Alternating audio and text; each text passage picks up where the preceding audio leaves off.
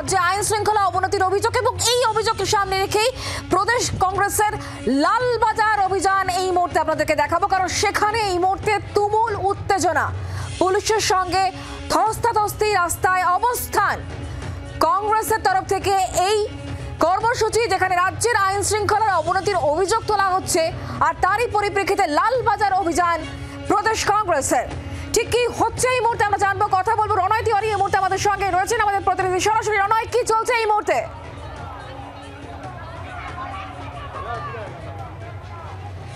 লালবাজারের ঢিলছোড়া দূরত্বে গণেশচন্দ্র এভিনিউ যে ক্রসিং, আমি একবার ছবিটা তোমাকে দেখাবো। তুমি দেখতে পাচ্ছ কংগ্রেস কর্মীরা আজকে হিন্দ সিনেমার সামনে থেকে তাদের মিছিল শুরু হয় এবং তারা লালবাজারের কাছে যখন আসেন প্রথম ব্যারিকেড ভাঙা হয়, এরপর দ্বিতীয় ব্যারিকেডের সামনে যখন তারা আসেন তারপরে কিন্তু ধরপাকড় শুরু করেন পুলিশ কর্মীরা।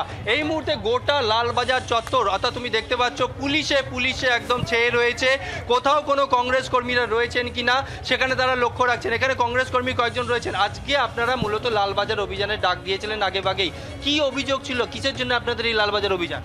দেখুন, কলকাতা মানে হচ্ছে সিটি অফ জয়। সেই সিটি অফ জয় দিনে দিনে সিটি অফ ভয়ে পরিণত হচ্ছে। আমরা দেখতে পাচ্ছি যে বিগত কয়েকদিন ধরেই, কয়েক সপ্তাহের মধ্যে কলকাতা জুড়ে যেমন স্ন্যাচিংয়ের ঘটনা ঘটছে, সেভাবে দেহ উদ্ধারের ঘটনা ঘটছে, খুন হচ্ছে। হচ্ছেটা কি? আমাদের প্রাণের কলকাতা, যে কলকাতাকে আমরা শান্ত এবং সংস্কৃতির কলকাতা হিসেবে চিনি, সেই কলকাতায় যেভাবে দিনে দিনে ক্রাইম বাড়ছে, এই পুলিশি ব্যর্থতার বিরুদ্ধে আজকে আমাদের লালবাজার অভিযান ছিল। অর্থাৎ ক্রাইম বাড়ছে এই অভিযোগ নিয়ে আপনাদের লালবাজার অভিযান। আমি আরও একবার ছবিটা দেখাবো, ক্যামেরাপারসন মিন্টুকে বলবো ছবিটা দেখানোর জন্য। লালবাজার থেকে ঢিলছোড়া দূরত্বে তুমি দেখতে পাচ্ছ সেখানে ডিসি সেন্ট্রাল থেকে, অর্থাৎ উচ্চপদস্থ আধিকারিকরা যেরকম রয়েছেন তেমনি ওসি, এসি থেকে শুরু করে কনস্টেবল, এসআই সমস্ত পুলিশ কর্তারা রয়েছেন এবং সমস্ত জায়গায় ব্যারিকেড করে রাখা হয়েছে। অর্থাৎ লালবাজার যাওয়ার যে কটা রাস্তা রয়েছে প্রত্যেকটা রাস্তায় কিন্তু পুলিশ ব্যারিকেড রয়েছে। কংগ্রেস কর্মীরা যাদের ছিলেন তাদেরকে এখানে ধরপাকড় করে নিয়ে যাওয়া হয়েছে। আর কোথাও কংগ্রেস কর্মীরা রয়েছে কিনা সেদিকেও কিন্তু পুলিশের নজরদারি রয়েছে।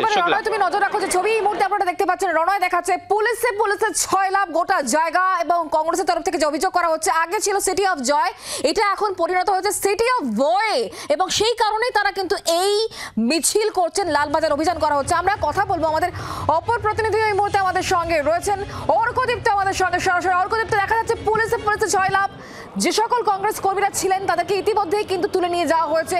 এই মুহূর্তে কি তাহলে কি চলছে?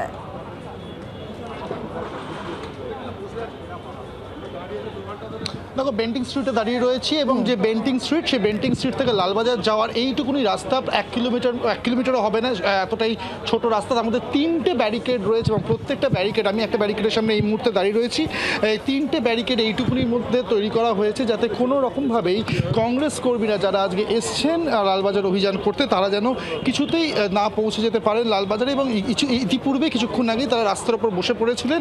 এই মুহূর্তে সমস্ত উচ্চপদস্থ পুলিশ আধিকারিক তারা রয়েছেন, বিশাল পুলিশ ফোর্স রয়েছে এবং যারা কংগ্রেস কর্মীরা এসেছিলেন তাদেরকে প্রেজেন্ট ভ্যানে তুলে নিয়ে ইতিমধ্যেই চলে যাওয়া হয়েছে। দেখো, তারা বারবার বলছিলেন যে রাজ্যে যে আইন শৃঙ্খলা অবনতি হয়েছে, যেমনটা রণয় বলছিল, সেই জন্যই তারা আজকে লালবাজারে এই অবস্থান বা এই অভিযান করতে এসেছিলেন। কিন্তু ব্যাপক পুলিশি ব্যবস্থা বা ব্যাপক পুলিশি নিরাপত্তা এখানে দেখা যাচ্ছে। পুরো রাস্তাটাই, বেন্টিং স্ট্রিট পুরো রাস্তাটা ঢিলছোড়া দূরত্বে লালবাজার, সে 3টে ব্যারিকেড এইটুকুনি রাস্তার মধ্যেই করা হয়েছে এবং বিশাল পুলিশ ফোর্স এখনো কিন্তু ঘটনাস্থলে উপস্থিত রয়েছে। একদম সেই ছবি এই মুহূর্তে আমরা দেখাচ্ছি, যে ছবি এই মুহূর্তে তুলে ধরছেন আমাদের প্রতিনিধি অর্কদীপ্ত। 3টে ভাগে ভাগ করে কিন্তু পুলিশের বিশাল সংখ্যক কর্মী লালবাজারের সামনে দেখতে পাচ্ছেন।